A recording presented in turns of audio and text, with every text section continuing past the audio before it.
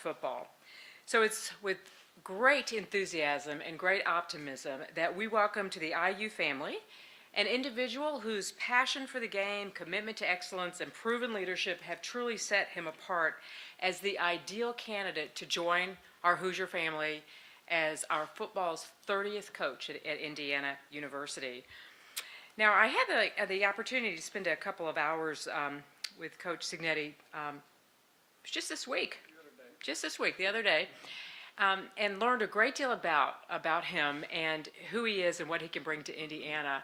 And let me express it to you this way. So everyone knows the game of Jeopardy, right? Where I tell you the answer and then I'm going to tell you the question. So let me tell you the answer first. And the answer is wage a tenacious battle against complacency. That's the answer. Wage a tenacious battle against complacency. And that was the answer that the coach gave me when I asked him, what is the secret sauce to having a winning record every place you go? And he responded to me, I wage a tenacious battle against complacency. And when you look at what he's accomplished, I think those words actually ring true. He brings a distinguished coaching record marked by an unwavering commitment to the holistic development, of course, of student athletes. He has never had a losing season as a head coach. He was 52-9 in 5 seasons with James Madison University, where his team went 11-1 this season, and he was named the 2023 Sun Belt Coach of the Year. At his previous university, Elon, he went 14-9, and he began his head coaching career at Indiana University of Pennsylvania, which had a 4-10 conference record prior to his arrival there, and where he finished 53-17 with 3 NCAA playoff appearances and 2 conference championships. He's also had success in various offensive coaching roles and recruiting roles at the University of Alabama, NC State, Pittsburgh, Rice, Temple, and Davidson, dating all the way back to 1983. So those words ring true. Wage a tenacious battle against complacency. We're ready for that at Indiana University, Coach, as well. I will also tell you from that experience, it was very obvious the way he sat in his seat, the way he answered questions, that was a nice experience, but he was ready to get up and coach some football. So we're glad to have you actually here in town to get started as well. I want to take just a second, and I want to thank some folks. I want to thank the chairman of our Board of Trustees, Quinn Buckner, as well as all of our trustees for their support and, frankly, great enthusiasm in this new hire for Indiana University.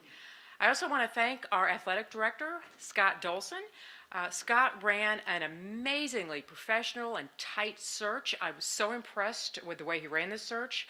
His thoroughness was just really, truly extraordinary. And Scott, frankly, is an extraordinary athletic director. I'm so grateful to have the chance to work with him. He shares the values that we all hold, and particularly that I hold, that winning is very important, but it's always about the student athletes first at Indiana University, always. And tied with that, of course, is the importance of integrity. We're going to always do the right thing at Indiana University. And so I have to say, Coach Cignetti, after some time with you and bringing you to the university, you were born to be a Hoosier, sir. Born to be a Hoosier. Agreed. So with your passion for winning, with your obvious commitment to our student athletes, and the recognition that winning doesn't mean anything unless you do it right, let me be the first to welcome you and your family to Indiana University as the coach of our Hoosier football team. Welcome.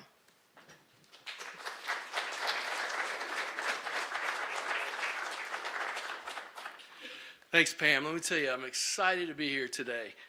As many of you know, I've been here for a long time, and I've had many exciting days here at IU, but I count this as one of the real exciting days. I've got several thank yous that I'd like to say as well, but I really want to first starting by, I want to recognize and thank Tom Allen. I haven't had a chance to publicly do that, but I want to thank Tom for his tireless work on behalf of the university, and want to make certain that we just wish Tom and Tracy all the best, and he'll always be a part of the IU family. You know, I also want to thank, Pam mentioned Quinn Buckner and the IU Board of Trustees. I want to thank them as well. You know, Quinn has been obviously a great leader for us for a long time. Quinn this week, searches like this are a grind. I mean, it's nonstop, and it's interesting because I think he had intuition, because there was a point in the day on Monday where it was kind of hitting me, and I felt like, it was just a lot. And I got a phone call, and it was Quinn, and he said, hey, I don't want to talk anything about the search. He said, I just want to make sure you breathe, take care of yourself. It's going to be good. You're going to do a great job. It's going to be good. And he has no idea how much that meant to me, but that just shows the leadership Quinn has, and it really, really meant a lot. I think President Witten, President Witten's been amazing. I can't tell you how many awesome things we have going on here at IU across the university, and how many directions she's pulled it at once. But anytime I need anything, anytime that we need to get together, and this search obviously was very intense in a short time period, I had her 100% full attention, and just there's absolutely no way we can get this done without her. And I just want to thank her for incredible support. I also want to thank our department staff. Again, when you turn something around this quickly, it takes a lot, and I certainly won't take the time to mention all of them, but they know who they are, and just can't thank them enough. I would like to singly point out Deputy Athletic Director Maddie White. She's also our football sport administrator. She's been amazing and just, again, with me every step of the way. And also Deputy Athletic Director Stephen Harper, who I might add, his wife had their third child 6 days before we started this search, and was with us every step of the way and gave really that extra mile, and just want to thank him so much. He said that his child was born 3 weeks early. He wanted to be here for this day. He wanted to make certain he was here for this historic moment.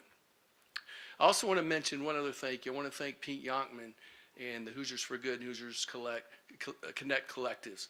I tell you, it's a new day in college athletics and college football, and the way and the donors that have stepped up for our collectives have been huge, and it's a big part of this. I want to make certain that I thank them. Without Pete's leadership, and then certainly the collectives, we wouldn't be in the same position we are today. We appreciate them. In terms of strategy, just real quick, how did this happen? What were we looking for, and how did we end up here?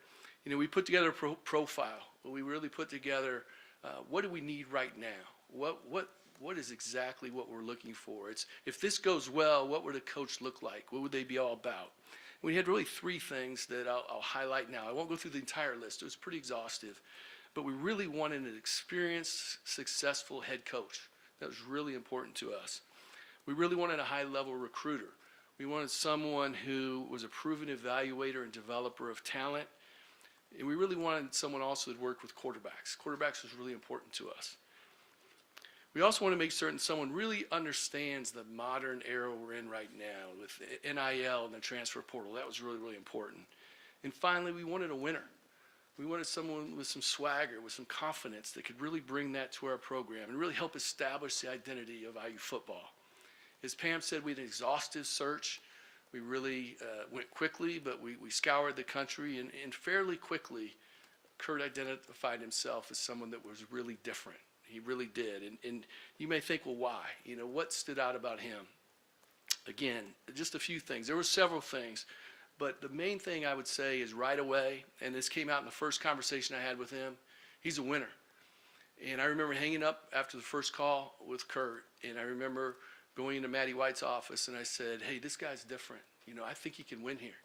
And just in a half-hour, 40-minute conversation, I could feel it. It was one of those things you just know. The second thing, he's just got an incredible depth of experience. I was amazed, and Pam was there for this part too, in terms of, he was telling about his experience on Nick Saban's staff. And it was really just an enlightening and great part of the conversation, and how he's formed. He is his own man, his own coach, but how that helped shape his career. He's an excellent recruiter, player developer, certainly evaluator. And really the final thing with Curt that was really the final piece of this is that he's the type of person that would fit here. He's a great person. He's got incredible work ethic, and he's got high character. And for us, he was a perfect fit for us. So I couldn't be more excited today. And just like Pam, on behalf of really Hoosier Nation, I want to welcome Curt, his wife Manette, and the entire Cignetti family to our Hoosier family. We couldn't be more excited. Curt, welcome to IU.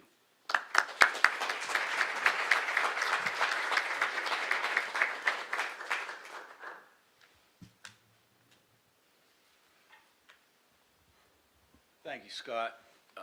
President Witten, appreciate your support, belief, and trust in me to lead this football program in the top conference in the country. And looking forward to the challenge. It's a challenge that really got my juices flowing. And I left a great job that I could have retired in with a contract through 2030 and won a lot of football games. But sometimes you got to make hard decisions in life. This was a hard decision for me. Because you've got to be uncomfortable to grow, and I'm too young to stop growing. So this is an exciting opportunity at a prestigious university in the top football conference in the country, and there is no reason why we can't be successful, pack the stadium, and be a source of pride to the entire university and town and state of Indiana, town of Bloomington, state of Indiana, okay?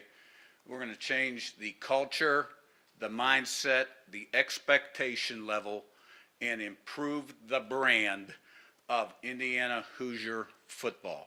There will be no self-imposed limitations on what we can accomplish.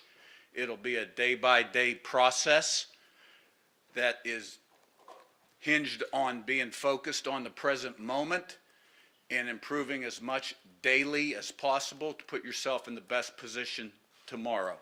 It's how we do everything as coaches, players, everybody in the organization. And there is one leader, and he's standing here. I am standing, I believe, still standing. Okay, in that building, and it's me. And everybody follows that lead. And that's one of the keys to success, is we have everybody thinking alike. All right, so we have a blueprint and a plan that has been successful, proven to be successful, and no reason it shouldn't be successful again. We're knocking all kind of things out today. All right, and looking forward to getting to work. So with that, questions? Start with Zach, and you're right, please say your name and outlet. Zach Ostrom with the Indianapolis Star, coach here. Over here.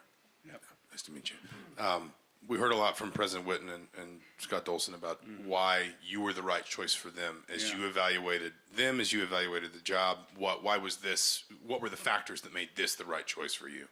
I thought it was a tremendous challenge in a great football conference. And the type of challenge that I've already succeeded at once before. Like when I went to Elon, okay, their one-loss record before I went there was like 7-45 or something like that, right? Put the blueprint in, the plan. After 9 games, we were 8-1. Played JMU for the conference championship. The next year, went up and beat JMU at JMU, broke their 29-game winning streak at 4 or 5-1 at that point, ranked in the top 5 of the country. Lost our running back, quarterback the first series, the next game, won the next 3, but then didn't finish well. Thus 14-9. I don't like 14-9. Okay, that's not very good. But we know how to do it. I've been around great people, great mentors. My father was a Hall of Fame coach. I had the opportunity to go in with Coach Saban on the ground floor at Alabama when Alabama was a mediocre football program, and we went from 7-6 to 12-0 year 2, and recruited a class that had 6 first-round draft choices. Very instrumental in the recruitment process of a few of those guys that won Heisman trophies, All-American awards, et cetera, et cetera. Had the opportunity to coach Julio Jones. Coach Phillip Rivers, who you guys remember came in here, threw a great touchdown pass to Corin Robinson in the year 2000, a dramatic comeback, right? And so opportunity to be around a couple great players, but great mentors, got a passion for the game. I'm a football guy. My hobby is football. It's football and family for me, and that's it. And I'm proud to announce recognize my wife, Manette. We've been married 33 years, still have the same lazy boy.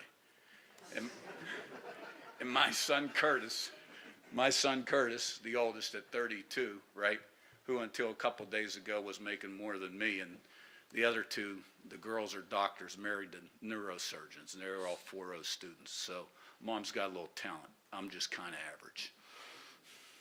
Front row left, Matt, then Mike. Coach right here, Matt Weaver, 247 Sports, pigs.com. Talked about working for Coach Saban. Obviously, your dad was a great coach, but what kind of things did you take from Coach Saban, from your father, that you've put into your coaching career? Well, I never worked for my dad and only played for him 1 year. But when I went with Coach, I'd been coaching, I think, about 28 years at that point. Learned more from him in year one about how to lead and run a program than the previous 27, I'd say. And just everything from A to Z. Monthly calendar, how to lead and manage people, how to avoid complacency, which he was so good at on a day-to-day, minute-to-minute, second-to-second, count. How to practice, how to play the game, plan for winning the game, how to recruit, how to evaluate, how to staff or restaff every year. I mean, look, the margin for victory, like President Witten said, the margin for victory in this game is like this, right? Didn't you lose 6 one-score games last year? I think so, yeah, okay. So, you're talking like a couple plays make the difference in the game. So that's why, finding the edge, having the right mindset going into the game, right?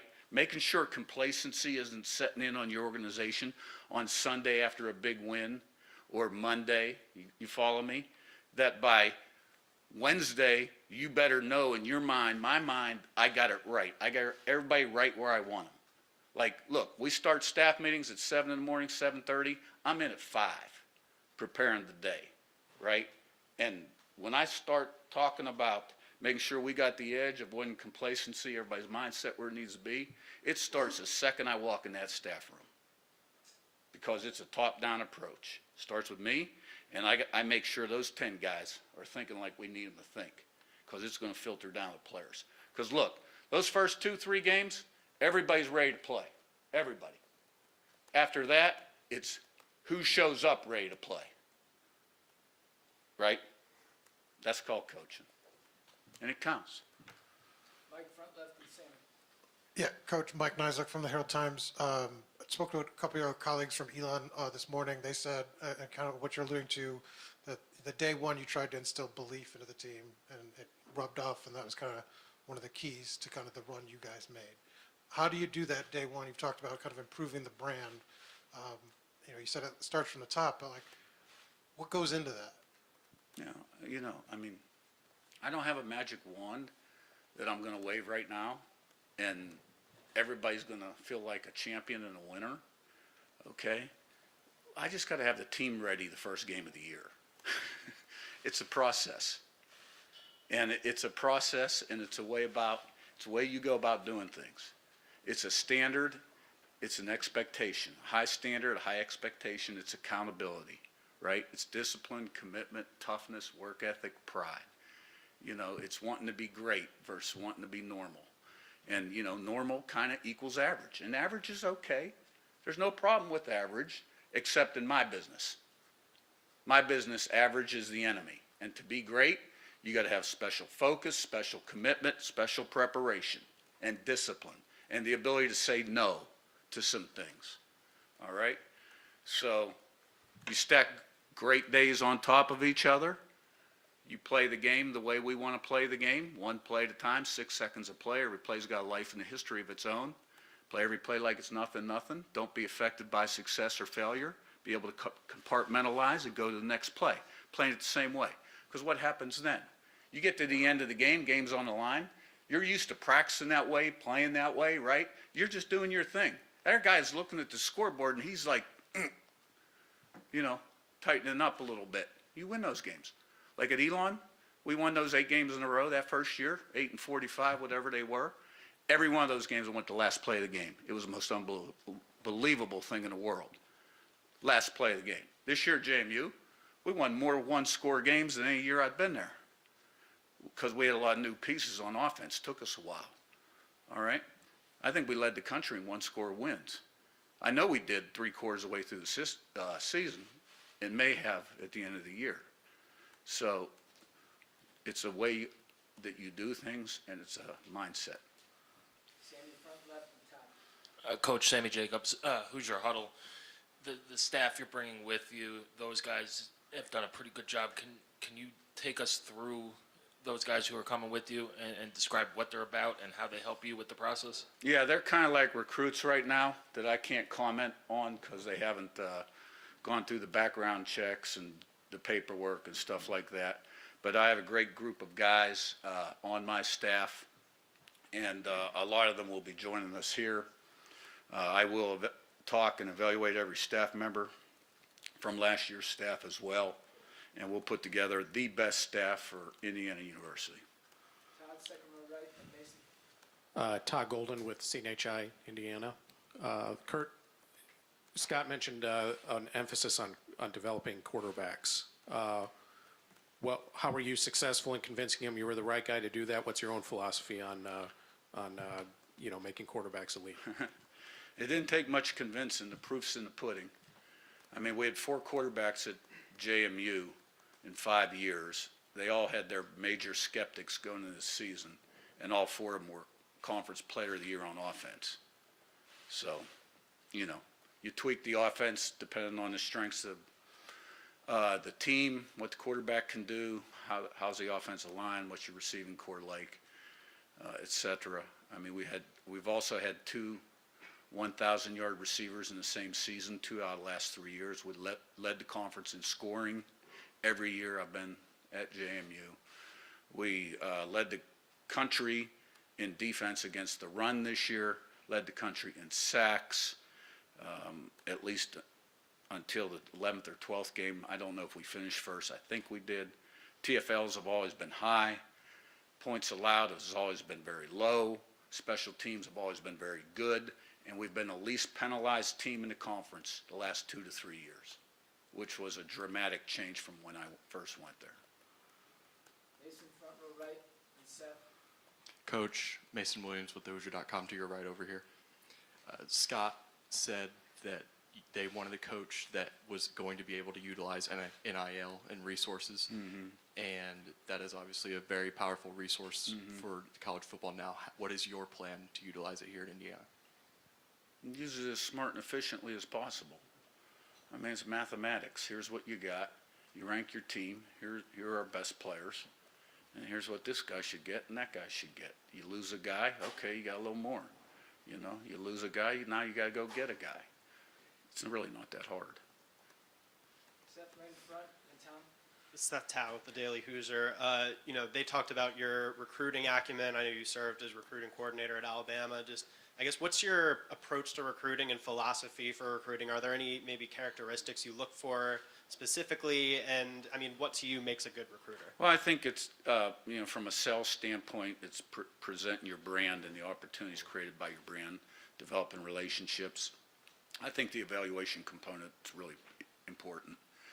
From a physical standpoint, there's a lot of good players out there. There's position-specific criteria. Some of them are common to all positions. I'm more into production than potential. I'm a little old-fashioned. I'll look at the high school transcript and see how many absences a guy has. We want good students that have strong habits, right? Because it's all about choices and decisions. In life you got freedom of choice, but not freedom of consequence. First you form your habits, and your habits form you. Now look, a lot of these guys are 17 years old, and our job is to mold them, make them the best person, student, and student athlete they can be during their time at Indiana University so they can be successful in life. Just so happens with the COVID extra year, you're coaching a lot more 6th and 7th year guys, which from my standpoint is nice. You got a lot less problems, okay? But you have to engage in the portal, because everybody's turning over at least 30% of their roster right now. If you don't, you got no chance. But you build it with high school guys. There's a lot of good players out there, a lot of guys that can be successful. Remember, it's recruiting and development. You got to develop them now. The way you coach them, the things you put in their head, the habits they form in the weight room, on the practice field, and then retention as well. Tom, row 2 on your left.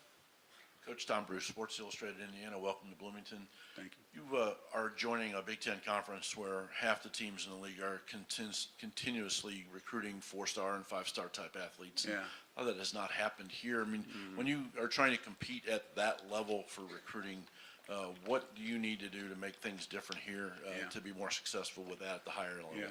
I've never really looked at stars ever, honestly. It's kind of like, I get so focused in on certain things, like in this particular case, evaluation. I guess these stars have been around for a long time. I have never, ever looked at a star.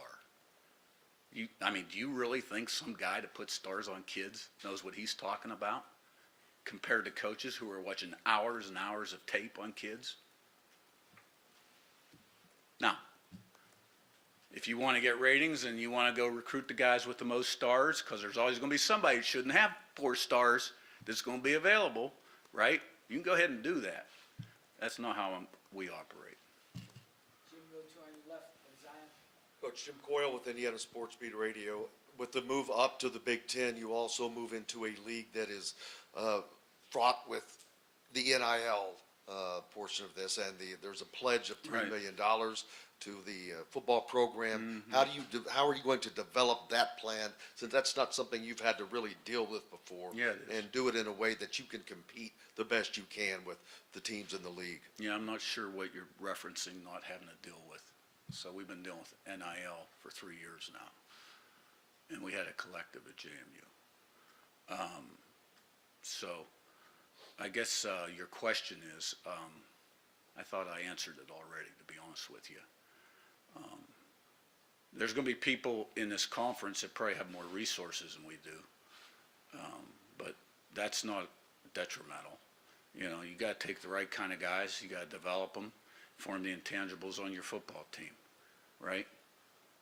And that's what we plan on doing. There are a lot of good players out there. The price tag on a guy, and the correlation between his production on the field, I'd like to see the percentage of that, right? I know this at JMU. Our best transfers were the ones from St. Francis, all these FCS schools, right? I had 2 quarterbacks that came from G5 schools that were really unsuccessful at 2 different schools, and the teams were unsuccessful, that came to our place in their player year on offense, right? My worst transfers at James Madison were Power 5 guys. They were my worst. Zion, go to your left. Kurt, or Zion Brown, Indy Star. You mentioned earlier today on Big Ten Network that you're approaching this as the same way you would if you had the Michigan job. I guess ultimately, what is your vision for what this program can be? We're going to work every day to be the best we can be. We have no self-imposed limitations. Andrew on your right, and Zach. Kurt, Andrew Chernoff, Wish TV Sports in Indianapolis. You met with the team earlier today. What was your message to them? And for fans who don't know, what will a Coach Cignetti coach team look like on the field? Yeah, I'd introduce myself to the team, my background, my track record, what my expectation level was, how we do things. I told them I was excited, and that we were gonna change the brand, the culture, the mindset, the expectation level. And it doesn't happen in one day, but we don't need to be ready to do that until right before we go out for that first game. Zach, front right, and the other Zach. Coach Zach Browning, thehoosier.com. How would you describe, and I recognize the roster is not really where it's going to be at come the season, how would you describe and how would you kind of grade what a successful season would look like this year for you guys? I haven't thought that far in advance. It's pretty hypothetical. I think that's a hard question really to answer. I'd give you more of a process-oriented answer, like a team that invested every day to be the best it could be and played very consistently Saturday. That's what I was most proud of about my team last year at JMU. Like, I had some great teams that won a lot of games. Last year's team listened to the message the best, applied it on the practice field daily the best, had consistency in performance in practice every day. Now, some were a little better than others, but there weren't the swings. And they competed hard every Saturday and laid it on the line. And that's what made that team special. Didn't always play great, right? So give me a team next year that listens, applies it, commits, plays it like we want him to play, process-oriented, we're going to do okay. Zach on your right, and Jack. Zach Oster with the Indianapolis Star again. I guess I recognize there's probably not a perfect answer to this question, but between everything here and obviously still being part of the bowl preparation and everything with James Right. Madison, just what do these next few weeks look like for you Yeah. in terms of maybe meeting with players, obviously getting your Right. arms around recruiting, and then of course everything in Harrisonburg? I mean, my focus is Indiana University. I got to get to know the roster, the players, last year's coaches. There's a lot of work that needs done. At JMU, they're not even sure the bowl date, who the opponent is. They'll find out soon. We'll see what happens in terms of coaching that game. The athletic director back there would like me to. Indiana's created a window of opportunity where I could. But they'll also hire a new football coach back there in about 10 days, and depending on how quickly he puts his staff together and when the bowl game is, we both agree we need to be nimble on our feet. Regardless, 90% of my preparation or more will be here. I won't be involved in much preparation for the bowl game. Jack, go to left and Matt. Hey, Coach. Jack Ankeny with SI Indiana. What do you see as the biggest challenge in elevating a program that finished with the worst record in the Big Ten this last year to where you want it to be? Changing the way people think. Well, Matt, on your left in front, and then we'll wrap with Mike. Which I understand Matt Weaver with 247. I understand with recruiting, it's become natural, especially with the portal, but you've been in a lot of different places. Are there certain areas where you feel like you're going to be more focused on as far as high school recruiting, geographically areas like parts of the country that you have more connections in, or is kind of what's your plan with that? I think most teams across the country, the plan is about the same. You got to do a great job in your state, the border states, 4.5, 5 hour radius. Then, what other pockets do you need to get into to have enough prospects so you can get what you need? You've got to be in the southern states, Georgia, Florida, and then you dabble in the areas where you have contacts, whether it's Pennsylvania or the Mid-Atlantic. We got teams in California now in the Big Ten.